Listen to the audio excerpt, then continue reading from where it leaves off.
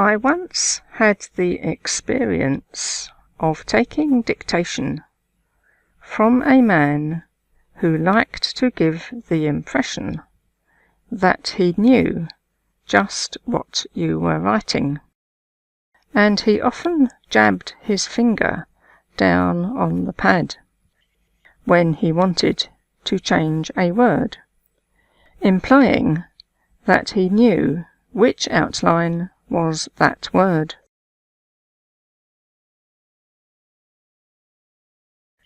I suspected that he did not, as he would have occasionally had to dig into Greg outlines as well.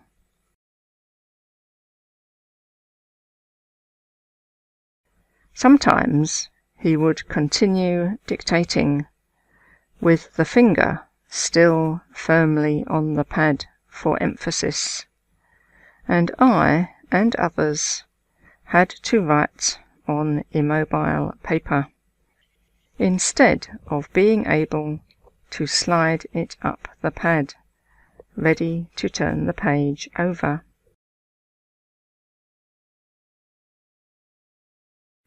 He was pleasant and friendly, but this was a very mild power balance game, and quite understandable when his important work might be held up or done incorrectly by an incompetent, slow or dull girl from the typing pool.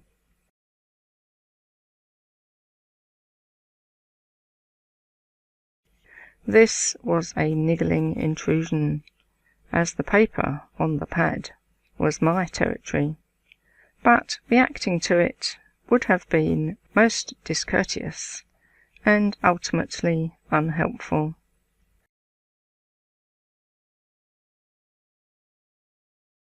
At some point I came to the conclusion that the only sign he recognized was the cross, which I used for a full stop.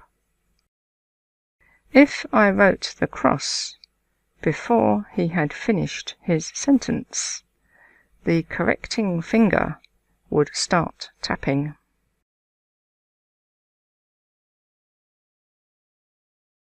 It is recognizable from any angle, and easily learned by him, as he always saw it being written when he finished a sentence.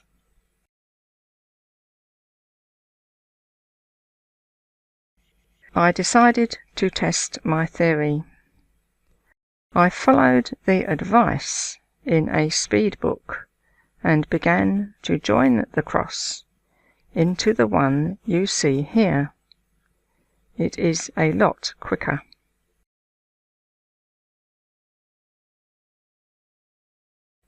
In fact, at the end of his sentences, I hesitated to write it because I did not want him to learn it, and sometimes I only wrote the cross when the next sentence started.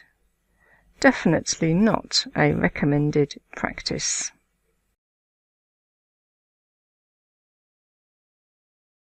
I wrote it in a variety of contortions, and even tried lagging behind now and then, so that he could not match my outlines to his words.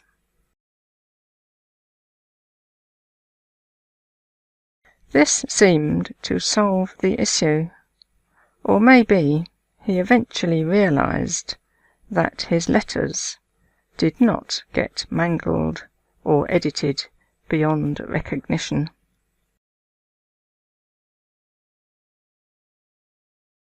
It is more likely that this behaviour just died off, as his retirement was approaching, bringing with it a more relaxed attitude.